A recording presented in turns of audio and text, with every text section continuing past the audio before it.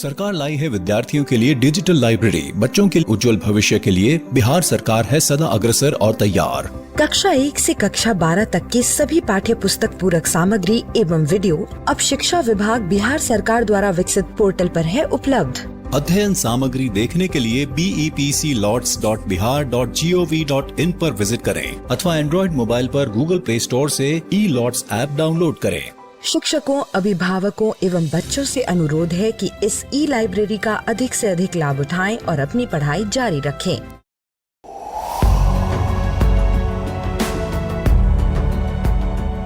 छठी से 10वीं कक्षा के विद्यार्थी ध्यान से सुने। खास आपके लिए हैं इंस्पायर अवार्ड्स मानक। DST और NIF द्वारा हर साल हो रहे इंस्पायर अवार्ड्स मानक के पहले राष्ट्रीय पुरस्कार विजेता हैं। विजेता आप भी हो सकते हैं, इसलिए किसी भी क्षेत्र में साइंस और टेक्नोलॉजी पर आधारित अपने इनोवेटिव आइडियाज के साथ तैयार हो जाइए। जानते हैं ना, आप में से 1 लाख स्टूडेंट्स को 10-10 हजार रुपए मिलेंगे अपने आइडियाज को प्रोटोटाइप बनाने के लिए। उसके बाद दुनिया सराहेगी आपका हुनर जब पहुंचेगा आपका आइडिया लोगों तक प्रोडक्ट के रूप में। तो अपने ओरिजिनल इनोवेटिव आइडियाज को स्कूल में जमा करें। बेस्ट आइडियाज आगे बढ़ाए जाएंगे ऑफिशियल वेबसाइट पर, और हाँ, जल्दी आज ही जमा करें। So good luck with inspire awards मानक।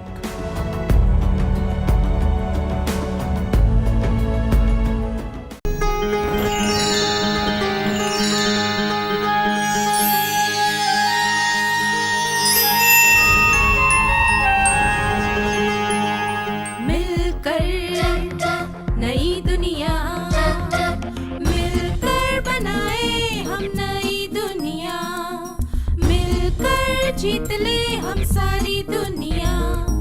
बीच हमें आज बोने दो, रोज उसे थोड़ा बढ़ने दो। छू लेंगे आकाश हम, मन के विचार हकीकत बने। सिद्धि फल से आनंद देंगे, कोशिश कर बढ़े, सोच बुलंद करे।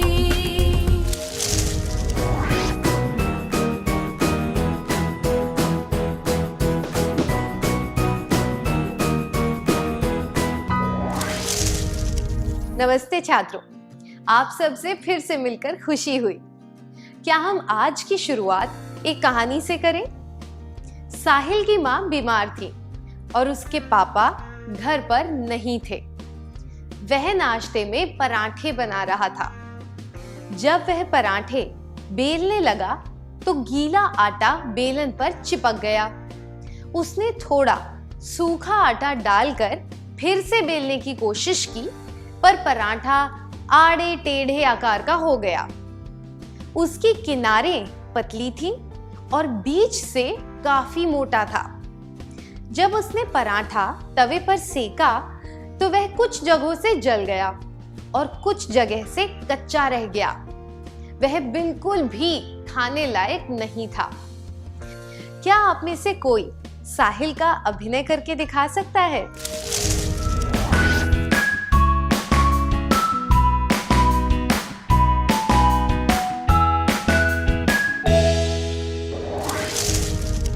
धन्यवाद। क्या आपने कभी पराठे बनाए हैं?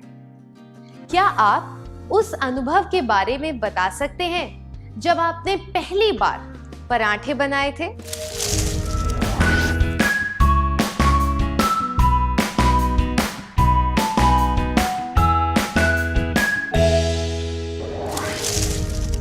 धन्यवाद।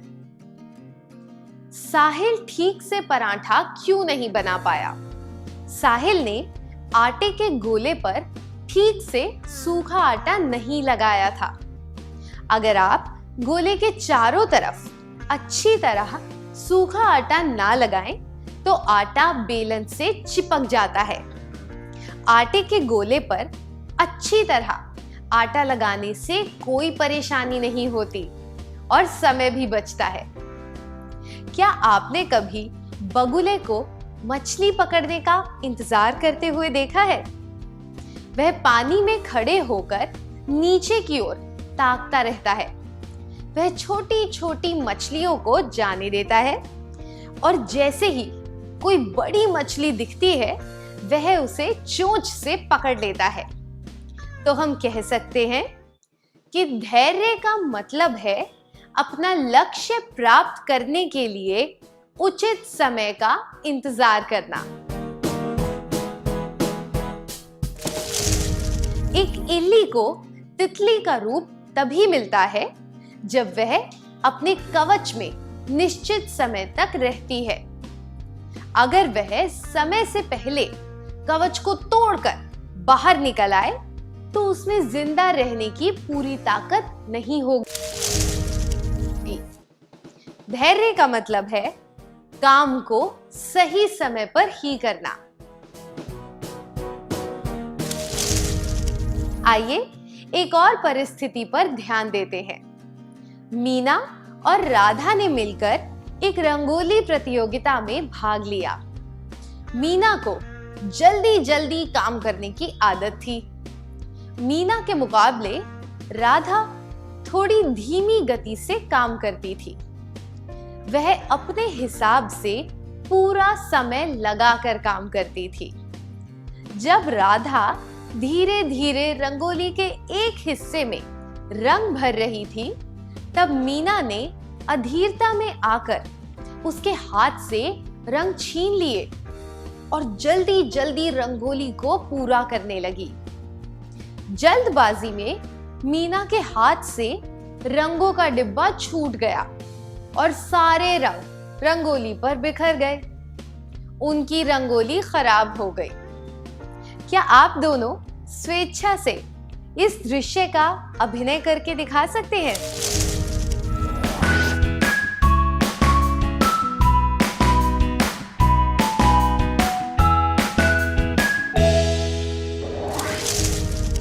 धन्यवाद। इस परिस्थिति से कैसे बचा जा सकता था? हमने देखा कि मीना की अधीरता की वजह से परेशानी खड़ी हुई। अपनी अधीरता की वजह से मीना ये सहन नहीं कर पाई कि राधा इतनी धीमी गति से क्यों काम कर रही है। वह नहीं जानती थी कि अलग अलग लोगों के काम करने का ढंग भी अलग अलग होता है। दूसरों की कमियों और खूबियों को पहचानना और उनकी धीमी गति को स्वीकार करना धैर्य की निशानी है। अगर मीना ने धैर्य से काम लिया होता तो रंगोली बनाने में जो मेहनत उन्होंने की थी वह व्यर्थ नहीं जाती। धैर्य का मतलब है दूसरों की धीमी गति या उनके बेढंगेपन को सहन करना। आप सड़क पर साइकिल चला रहे हैं और आपके आगे वाला व्यक्ति बहुत धीरे साइकिल चला रहा है। वह आपको आगे भी नहीं जाने दे रहा। आप अपने दोस्त के साथ कोई नई चीज सीख रहे हैं और आपके दोस्त को वह चीज सीखने में थोड़ा ज्यादा समय लग रहा है। ऐसी परिस्थितियों में क्या आपने धैर्य खो दिया? आपने किस तरह का व्यवहार किया? क्या आप दोनों स्वेच्छा से अपने अनुभव के बारे में बताना चाहेंगे?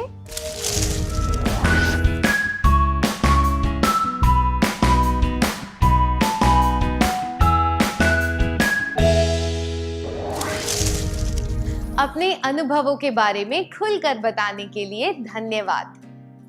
गोपी अपने दोस्तों के साथ बाहर खेलने जा रहा था। उसका भाई चाहता था कि खेलने के बाद वह उनकी दादी के लिए कंप्यूटर पर कुछ भजन चला दे। उनका कंप्यूटर नया था, इसलिए गोपी का भाई उसे अच्छी तरह सीडी प्लेयर चलाना सिखा रहा था। गोपी का ध्यान खेल में लगा हुआ था। उसने कहा, हाँ, मैं अच्छी तरह समझ गया, अब मैं जा रहा हूं। खेल से लौटने के बाद जब उसे भजन चलाने थे तो उसे याद नहीं आ रहा था कि सीडी को कंप्यूटर में किस तरह डालना है। उसने सीडी को सही जगह पर लगाने के लिए बहुत जोर लगाया, जिस वजह से कंप्यूटर का सीडी प्लेयर टूट गया। ऐसा क्यों हुआ? गोपी सीडी प्लेयर को बिगाड़ना चाहता था। गोपी में निर्देश सुनने का धैर्य नहीं था। गोपी को भजन की जगह कोई और सीडी चलानी थी।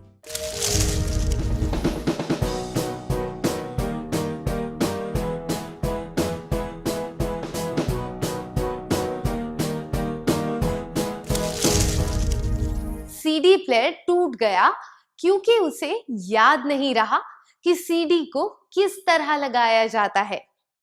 उसे लगा कि जोर लगाने से सीडी सही जगह पर टिक जाएगी, पर जो काम बड़े आहिस्ता से करना चाहिए वही काम उसने ताकत लगाकर किया, जिस वजह से सीडी प्लेयर टूट गया। यह सब गोपी की अधीरता की वजह से हुआ। अगर उसने अजय के निर्देश ध्यान से सुने होते और उसके अनुसार काम किया होता तो ऐसा कभी नहीं होता। धैर्य का मतलब है बात को ध्यान से सुनना और समझना। आइए अब एक और परिस्थिति के बारे में सुनते हैं। विक्रम और उसके दोस्त यह चर्चा कर रहे थे कि 4 दिन की छुट्टियों में कहां घूमने जाना चाहिए। सब लोग अपने अपने सुझाव दे रहे थे। उन्होंने तय किया कि प्रत्येक व्यक्ति को बारी बारी से अपना सुझाव देने का मौका दिया जाएगा, पर विक्रम बहुत बेचैन हो रहा था। वह चाहता था कि तुरंत कोई फैसला ले लिया जाए। क्या आप तीनों यहाँ स्वेच्छा से आकर इस दृश्य का अभिनय करके दिखा सकते हैं?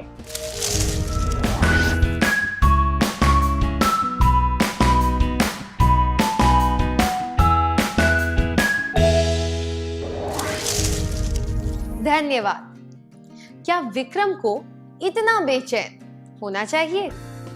आपने सही कहा।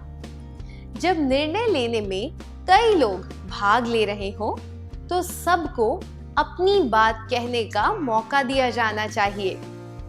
यह सच है कि सबके सुझाव उपयोगी नहीं होंगे, पर सबको मौका देना आवश्यक है। यह बात भी सही है कि फैसला लेने में ज्यादा समय नहीं लगाना चाहिए, पर किसी काम को तुरंत या फटाफट करना भी कोई बुद्धिमानी नहीं है। इसलिए विक्रम की बेचैनी उचित नहीं है। धैर्य का मतलब है यह समझना कि हर एक चीज तुरंत या फटाफट नहीं हो सकती। अब इस परिस्थिति पर ध्यान दीजिए। अंजू कुछ दिनों के लिए अपने गांव से बाहर गई थी और वह स्कूल नहीं जा पाई। 2 दिन के बाद स्कूल में एक परीक्षा होने वाली थी, इसलिए वह बिंदु से नोटबुक मांगने गई। देखिए आगे क्या हुआ।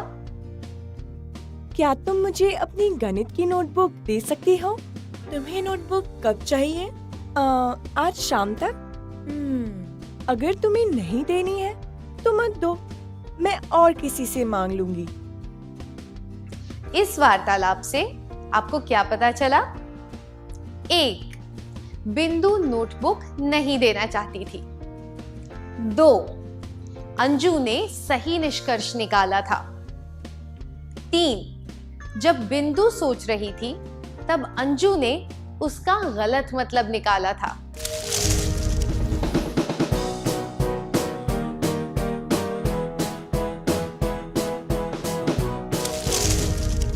दो दिनों बाद परीक्षा थी, इसलिए नोटबुक देने से पहले बिंदु का विचार करना स्वाभाविक था। हो सकता है कि बिंदु ने पहले ही यह सोच लिया हो कि वह अंजू की मदद करेगी, पर हमने देखा कि अंजू ने फटाफट ही निष्कर्ष निकाल लिया कि बिंदु नोटबुक नहीं देना चाहती। यह अधीरता का संकेत है। धैर्य का मतलब है जल्दबाजी में निष्कर्ष ना निकालना। ऐसे जल्दबाजी दिखाने से व्यक्तिगत रिश्तों में दरार आ सकती है। ऐसा करने से हमें शर्मिंदा होना पड़ सकता है। क्या आपने कभी जल्दबाजी में कोई निष्कर्ष निकाला है जिसकी वजह से आपको पछताना पड़ा हो? या फिर क्या कभी किसी और व्यक्ति ने आपकी बातों का गलत मतलब निकाला है जिसकी वजह से आपको परेशानी हुई हो? क्या आप इसके बारे में सबको बताना चाहेंगे?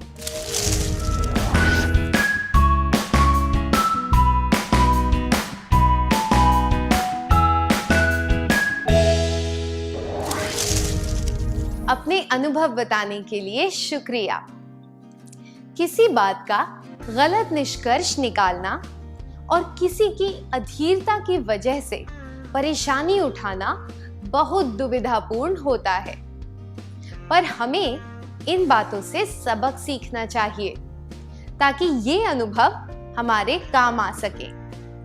आइए अब एक और स्थिति के बारे में बात करते हैं। वीना, माला और प्रकाश एक प्रोजेक्ट पर काम कर रहे हैं। उन तीनों ने सोचा है कि यह प्रोजेक्ट कैसे पूरा करना चाहिए। प्रकाश ने सबको समझाया कि यह प्रोजेक्ट कैसे किया जाए। जब वीना अपनी बात समझाने लगी, तब प्रकाश बीच बीच में बोलकर उसके वाक्य पूरे कर रहा था। फिर जब माला की बारी आई, तब भी प्रकाश यही कर रहा था। आपको क्या लगता है इसके बाद क्या हुआ होगा? क्या आप तीनों इसका अभिनय करके दिखा सकते हैं?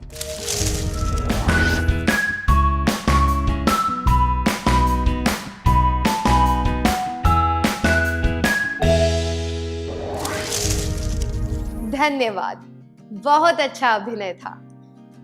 वार्तालाप के बीच में किसी को टोकना या फिर किसी की बात बीच में काटकर उसे पूरा करना बहुत बुरा होता है। ऐसा करने वालों को अशिष्ट और घमंडी माना जाता है।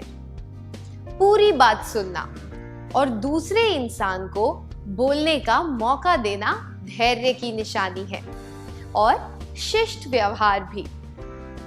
अगर हम बीच में किसी को टोकें तो उससे उस इंसान की विचारधारा पर असर पड़ता है। रुकावट आने से जिस विषय पर चर्चा हो रही थी, कभी-कभी हम उस विषय से भटक भी जाते हैं। ऐसा करने से बातचीत का उद्देश्य ही खो जाता है।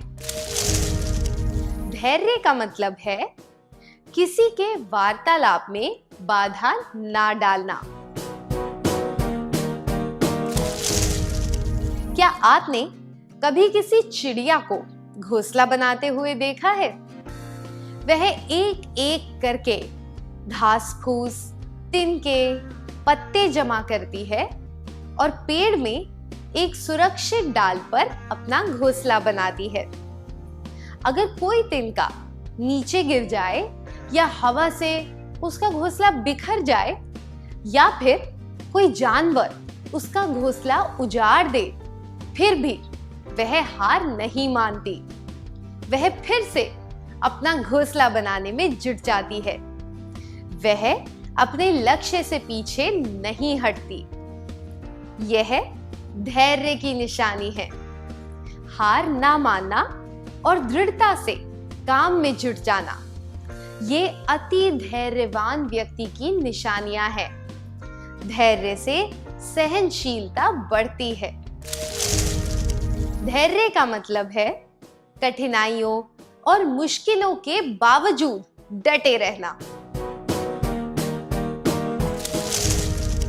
जब कोई किसान बीज बोकर फसल के उगने और पकने का इंतजार करता है, तो वह धैर्य दर्शाता है। पर फसल में पानी और खाद ना डालना जंगली पौधों को ना हटाना आलस्य होता है। यह भाव इस कथन में बहुत अच्छी तरह बताया गया है। धैर्य का मतलब है इंतजार करना। इंतजार का मतलब यह नहीं है कि हम फालतू बैठे रहें। यह आलस्य होता है। जब राह कठिन हो तब धीरे धीरे आगे बढ़ते रहना, यही धैर्य है। उदाहरण के लिए, आप एक फुटबॉल प्रतियोगिता में खेलने जा रहे हैं। आप पहले मैच में हार गए। आप क्या करेंगे? आप ज्यादा अभ्यास करेंगे ताकि आप अपनी योग्यता सुधार सकें, या फिर आप बैठे बैठे इंतजार करेंगे कि आपकी किस्मत बदलेगी और आपको कोई ना कोई मौका जरूर मिलेगा, या फिर आप आयोजकों से निवेदन करेंगे कि वह मैच फिर से खेला जाए ताकि इस बार आपको जीतने का मौका मिल सके।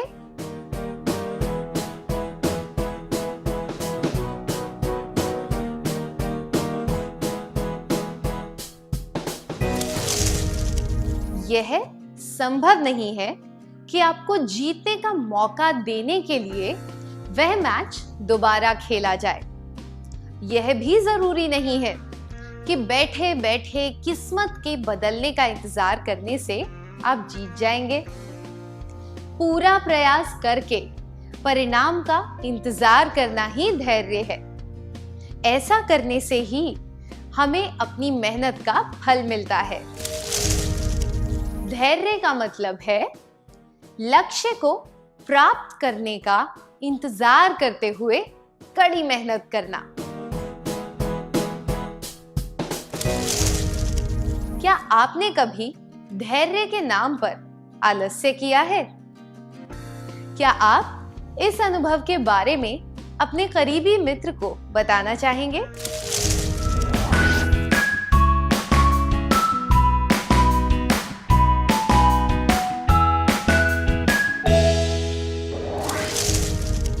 धन्यवाद। यह सराहनीय है कि आपने अपनी बात खुलकर बताई।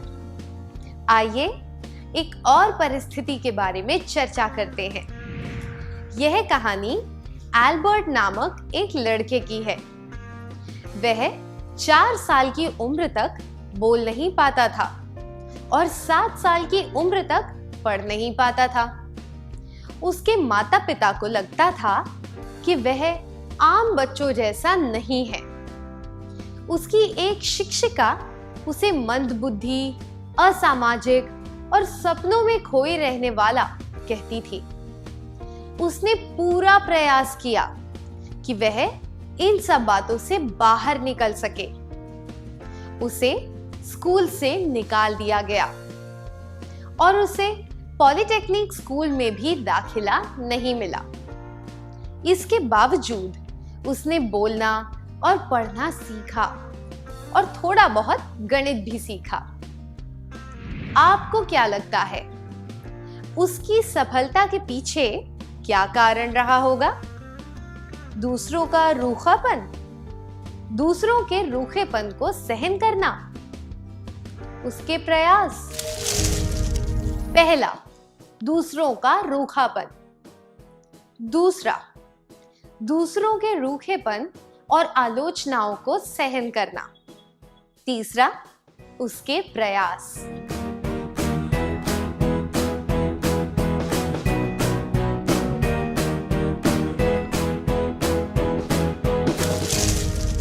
उसके प्रयासों से उसे काफी मदद मिली, पर सबसे ज्यादा मदद उसे इस बात से मिली कि उसने दूसरों के रूखे व्यवहार को और उनकी आलोचनाओं को सहन कर लिया। आलोचना और रूखापन सहन करने के लिए बहुत धैर्य चाहिए। जीवन में हमें लगातार संघर्ष करते रहना पड़ता है। धैर्य से हम सारी बाधाओं को पार कर सकते हैं। धैर्य का मतलब है आलोचना और रूखेपन पर विजय पाना। गौर करने वाली बात यह है कि वह बच्चा और कोई नहीं बल्कि महान वैज्ञानिक एल्बर्ट आइंस्टाइन था। दुनिया के सबसे बुद्धिमान व्यक्तियों में उनका नाम लिया जाता है। धैर्य से हम कितना कुछ हासिल कर सकते हैं, है ना? क्या आप ऐसे किसी व्यक्ति से मिले हैं जिसमें बहुत धैर्य हो और इस वजह से आप उनसे प्रभावित हुए हो? क्या आप इस अनुभव के बारे में सबको बताना चाहेंगे?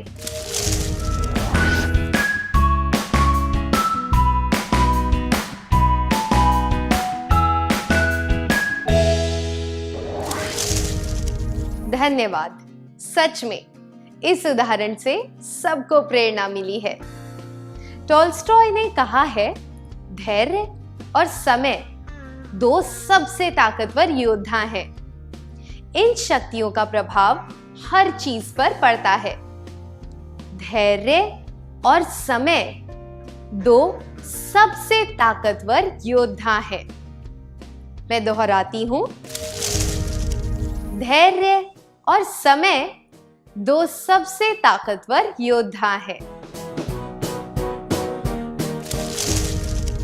हमने देखा कि धैर्य का क्या मतलब होता है। जीवन को सफल बनाने के लिए धैर्य होना बहुत जरूरी है।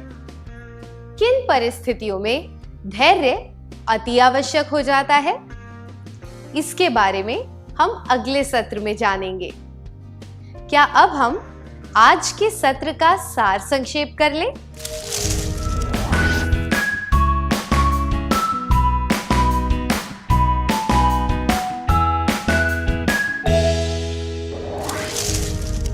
धैर्य का मतलब है हर एक काम को उचित समय पर करना, दूसरों की धीमी गति या उनके बेढंगेपन को सहन करना, बात को ध्यान से सुनना और समझना, यह समझना कि हर एक चीज तुरंत या फटाफट नहीं हो सकती,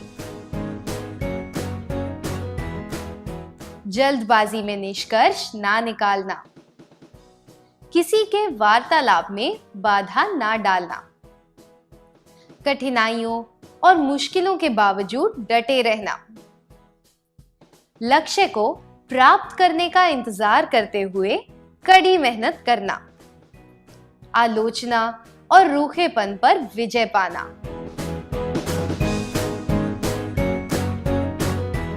इतनी अच्छी तरह सार संक्षेप करने के लिए धन्यवाद।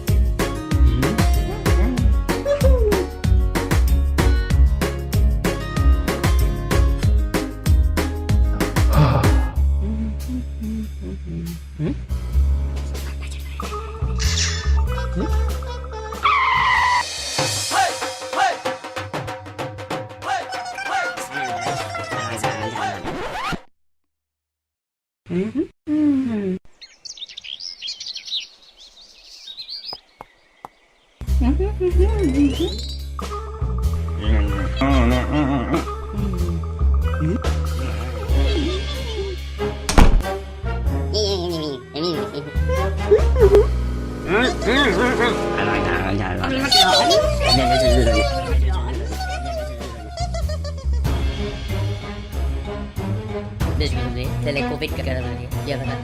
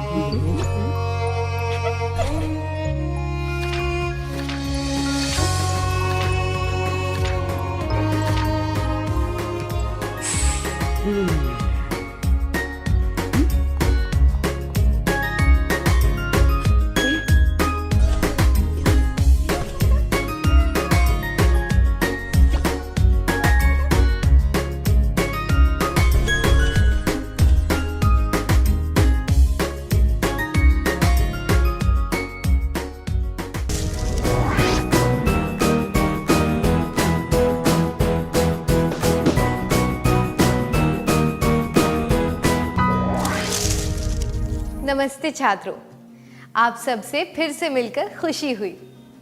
पिछले सत्र में हमने सीखा था कि धैर्य क्या होता है। इस सत्र में हम जानेंगे कि किन परिस्थितियों में धैर्य दिखाना जरूरी है। कल्पना कीजिए कि आप अपने भाई के साथ एक मेला देखने गए हैं और वहां आप दोनों को भूख लग रही है। आप कुछ खाना चाहते हैं, पर सारी दुकानों पर लंबी कतार है। आप क्या करेंगे? क्या आप इस दृश्य का अभिनय करके दिखा सकते हैं?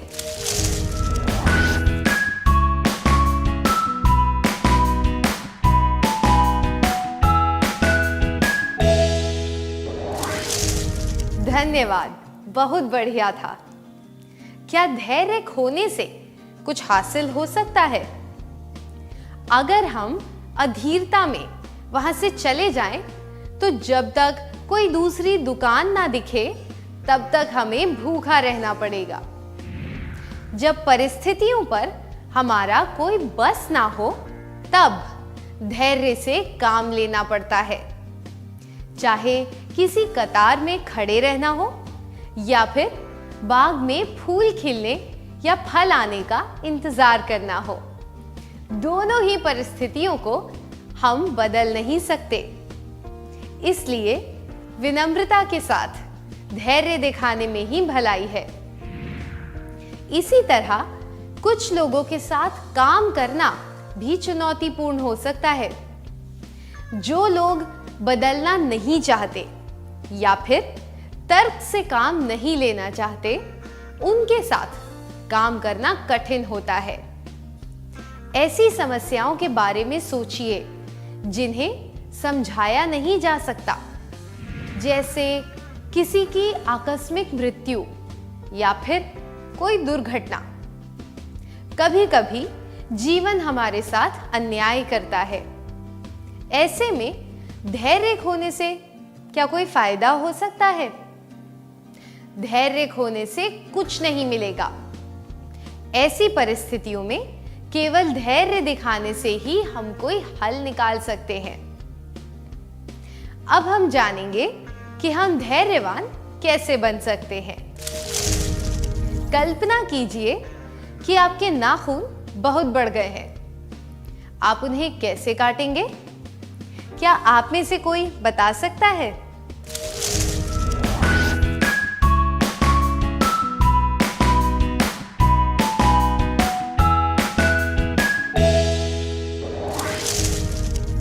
धन्यवाद। आपको यह काम धैर्य से करना पड़ता है। अगर आप धैर्य खो देंगे तो आपकी उंगलियों पर चोट लग सकती है। हमें यह गलतफहमी होती है कि सारे काम जल्दी और फटाफट होने चाहिए, इसलिए हम अधीर हो जाते हैं। हम में से कुछ लोग बहुत फुर्तीले होते हैं और कई लोग जरूरत से ज्यादा फुर्तीले। ऐसे स्वभाव के कारण हम तुरंत काम खत्म करना चाहते हैं और धैर्य खो बैठते हैं। पूरी जागरूकता के साथ और थोड़ी धीमी गति से काम करने से तनाव कम होता है। इससे हमें भी आराम मिलता है और दूसरों को भी। धैर्यवान बनने के लिए हमें जरूरत के अनुसार धीमा हो जाना चाहिए। आइए एक और परिस्थिति के बारे में बात करते हैं।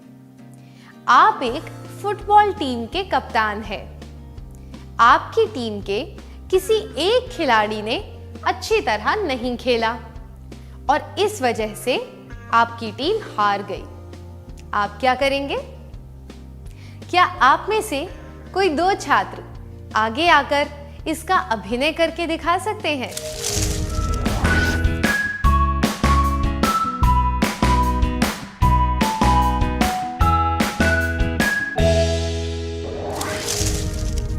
धन्यवाद। खिलाड़ी पर चिल्लाने से या उसे दोष देने से परिस्थिति बदल नहीं जाएगी। अगर आप उसे कहें कि उसे भविष्य में यह गलती नहीं दोहरानी है, तो इससे उसकी जागरूकता बढ़ेगी।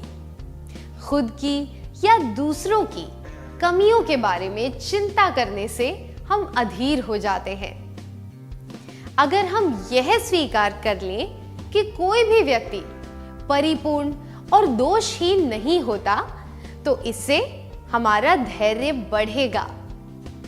ऐसी सोच रखना धैर्यवान बनने का एक तरीका है। धैर्यवान बनने के लिए हमें जरूरत पड़ने पर धीमा हो जाना चाहिए। यह स्वीकार करना चाहिए कि कोई भी व्यक्ति परिपूर्ण और दोषहीन नहीं होता।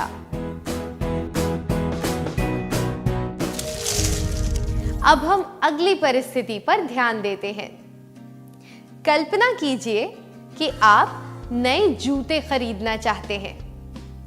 आपकी माँ ने आपके सैंडल देखे और कहा कि ये सैंडल बिल्कुल ठीक है, इसलिए आपको नए जूते अगले महीने खरीदने चाहिए।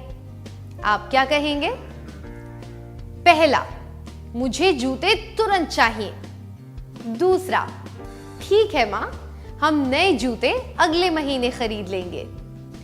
तीसरा, मुझे नए जूते चाहिए ही नहीं।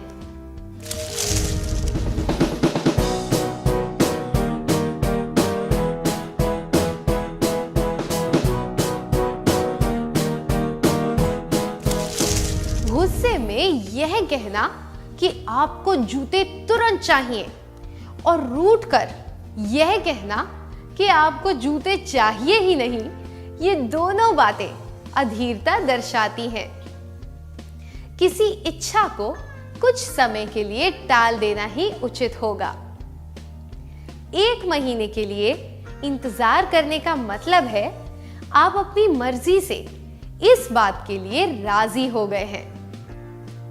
अगर हम इच्छाओं को पूरा करने का इंतजार करना सीख लेंगे तो हम में धैर्य आएगा। धैर्यवान बनने के लिए हमें इच्छाओं को पूरा करने का इंतजार करना सीखना चाहिए।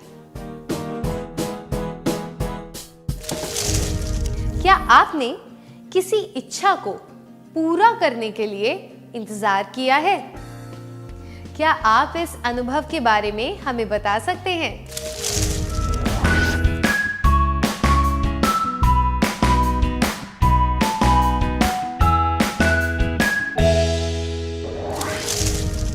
अब आपके लिए एक प्रश्न है। आप सबको सोने के अंडे देने वाली मुर्गी की कहानी तो पता होगी। वह मुर्गी रोज एक सोने का अंडा देती थी, पर उस मुर्गी के मालिक में धैर्य नहीं था। वह हर रोज एक अंडे का इंतजार नहीं करना चाहता था। उसे सारे अंडे एक साथ चाहिए थे।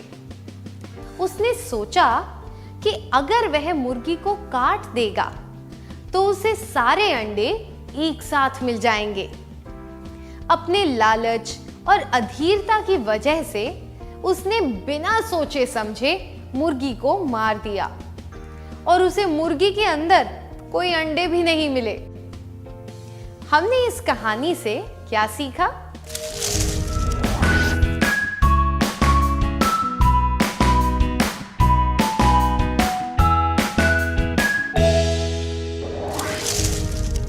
जवाब देने के लिए धन्यवाद।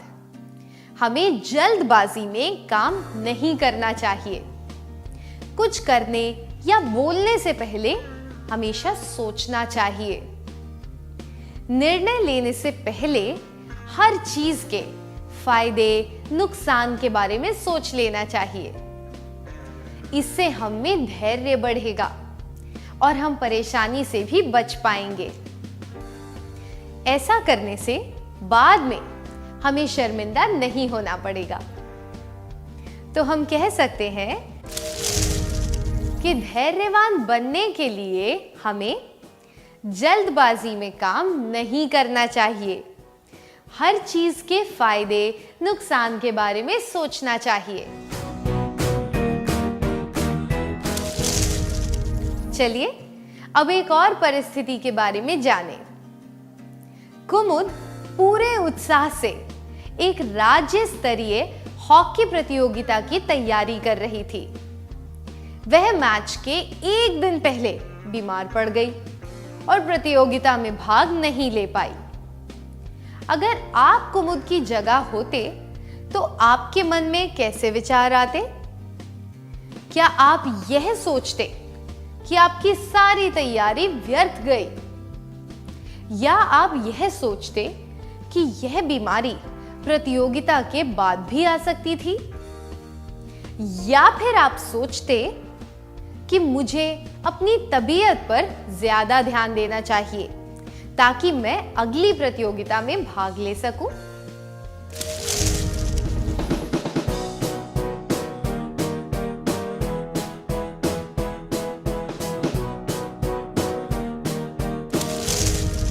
जो हो चुका है उसके बारे में सोचने से और अफसोस मनाने से हालात नहीं बदलेंगे। तबीयत पर ज्यादा ध्यान देना, खुद को चुस्त रखना और अगली प्रतियोगिता की तैयारी करना सकारात्मक सोच है। जब परिस्थितियां विपरीत हो तब हमें यह सोचना चाहिए कि ऐसे हालात हमेशा नहीं रहेंगे। इससे हम में धैर्य आएगा और हम बिना शिकायत किए परिस्थिति के बदलने का इंतजार कर पाएंगे। धैर्यवान बनने के लिए हमें यह एहसास होना चाहिए कि बुरे दिन हमेशा नहीं रहते। सकारात्मक सोच अपनानी चाहिए। डर से दूर भागने की जगह अगर हम डर पर काबू पाना सीख लें तो हम धैर्यवान बन सकते हैं। इससे हम परेशानियों से ज्यादा अच्छी तरह निपट सकते हैं। हमने सीखा कि धैर्य क्या होता है और हम धैर्यवान कैसे बन सकते हैं। क्या अब हम धैर्य के फायदों के बारे में जानें? कविता और उसके परिवार वाले एक बस स्टॉप पर जा रहे हैं। उन्हें किसी काम से दूसरे शहर में जाना है। जैसे ही वे बस स्टॉप पहुंचे, उन्होंने देखा कि उनकी बस रवाना हो चुकी थी। उन्हें क्या करना चाहिए? क्या आप 5 लोग यहां आकर इसका अभिनय करके दिखा सकते हैं?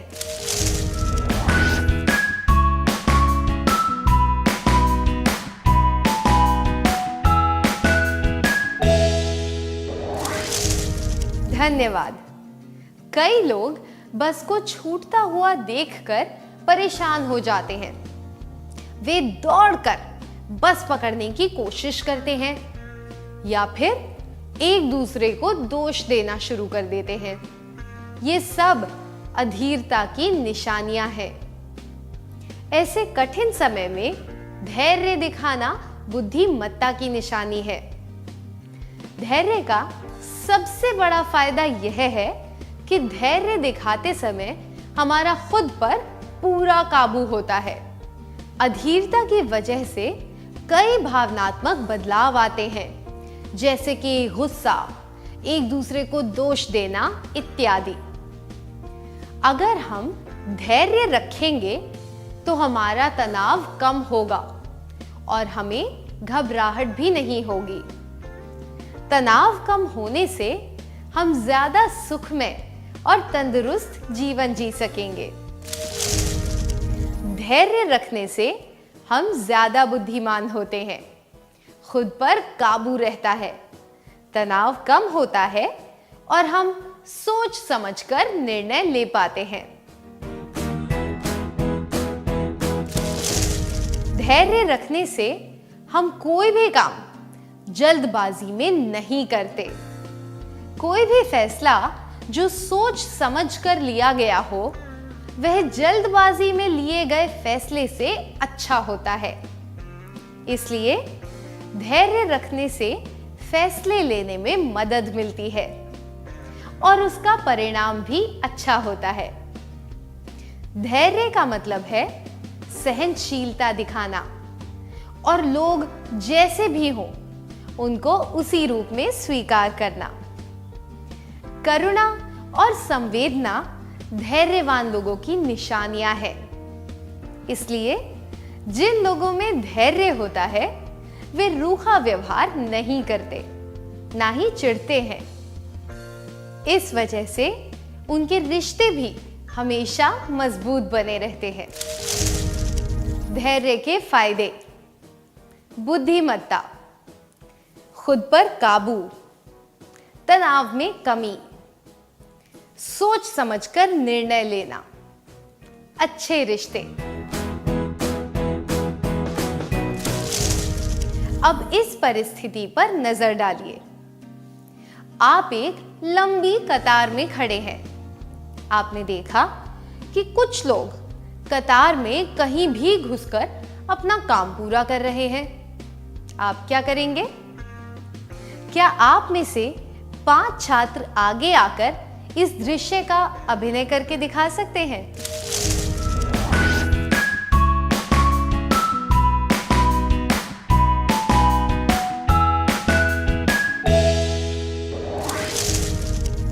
बहुत बढ़िया। आप कतार तोड़ने वालों को विनम्रता से समझाएंगे कि ऐसा नहीं करना चाहिए। उनकी तरह कतार तोड़ने का मतलब होगा अधीर हो जाना और अनैतिक व्यवहार करना। अगर आप चुप रहेंगे तो इसका मतलब है कि आप अपने हक के लिए लड़ना नहीं जानते। चुप रहने को आपकी कमजोरी के तौर पर देखा जाएगा। ऐसी कहावत है कि किसी भी चीज की अति नहीं होनी चाहिए। यह बात धैर्य के लिए भी सही है। जब लोग जरूरत से ज्यादा धैर्य दिखाते हैं तो इससे भी परेशानी हो सकती है। ज्यादा धैर्य दिखाने से किसी काम में देरी हो सकती है और यह भी हो सकता है कि वह काम कभी पूरा ही नहीं हो। एक और गैर फायदा यह है कि धैर्यवान व्यक्ति अपनी सहनशीलता की वजह से सबको खुश करने की कोशिश करते हैं, पर सबको खुश करने की कोशिश में कोई ना कोई महत्वपूर्ण चीज छूट ही जाती है। जब ऐसे लोग धैर्य से सुनते हैं तो ऐसा प्रतीत हो सकता है कि वे सब की बात से सहमत हैं। इसलिए जरूरत से ज्यादा धैर्यवान लोगों का हर कोई फायदा उठाना चाहता है। धैर्य से काम लेते वक्त हमें सावधान रहना चाहिए, क्योंकि जरूरत से ज्यादा धैर्य दिखाने से काम बिगड़ भी सकता है। जरूरत से ज्यादा धैर्य दिखाने से काम में विलंब आ सकता है या फिर काम रुक सकता है। सबको खुश करने की कोशिश की जाती है। आत्मसम्मान को ठेस पहुंच सकती है। लोग आपका फायदा उठाने लगते हैं। आशा है कि आप सब भी धैर्य रखना सीख लेंगे और सोच समझकर धैर्य से काम लेंगे। क्या अब हम आज के सत्र का सार संक्षेप कर लें?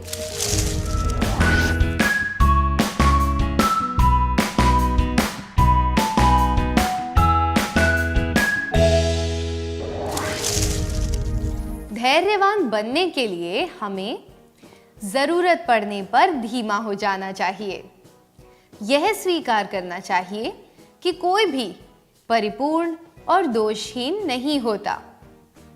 इच्छाओं को पूरा करने के लिए इंतजार करना सीखना चाहिए।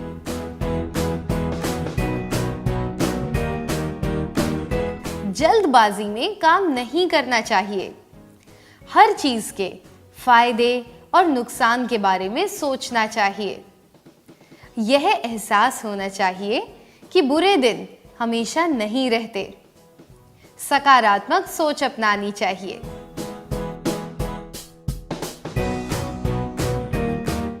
धैर्य के फायदे: बुद्धिमत्ता, खुद पर काबू, तनाव में कमी, सोच समझकर निर्णय लेना, अच्छे रिश्ते।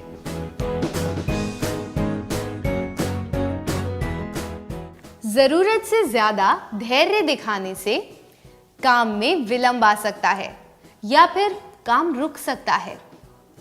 सबको खुश करने की कोशिश की जाती है। आत्मसम्मान को ठेस पहुंच सकती है। लोग आपका फायदा उठाने लगते हैं। इतनी अच्छी तरह सार संक्षेप करने के लिए धन्यवाद।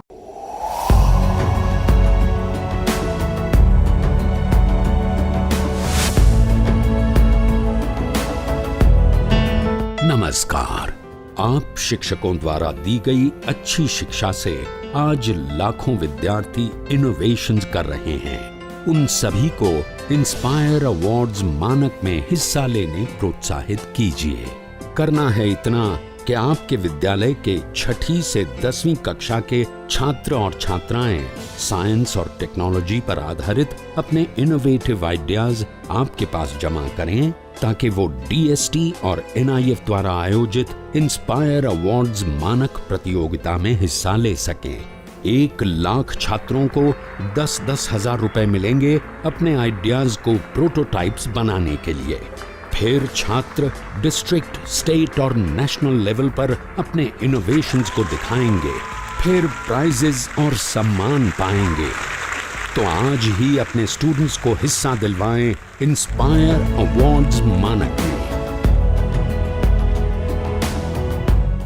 सरकार लाई है विद्यार्थियों के लिए डिजिटल लाइब्रेरी। बच्चों के उज्जवल भविष्य के लिए बिहार सरकार है सदा अग्रसर और तैयार। कक्षा 1 से कक्षा 12 तक की सभी पाठ्य पुस्तक पूरक सामग्री एवं वीडियो अब शिक्षा विभाग बिहार सरकार द्वारा विकसित पोर्टल पर है उपलब्ध। अध्ययन सामग्री देखने के लिए BEPCLOTS.bihar.gov.in पर विजिट करें अथवा एंड्रॉइड मोबाइल पर गूगल प्ले स्टोर से E-LOTS ऐप डाउनलोड करें। शिक्षकों, अभिभावकों एवं बच्चों से अनुरोध है कि इस ई लाइब्रेरी का अधिक से अधिक लाभ उठाएं और अपनी पढ़ाई जारी रखें।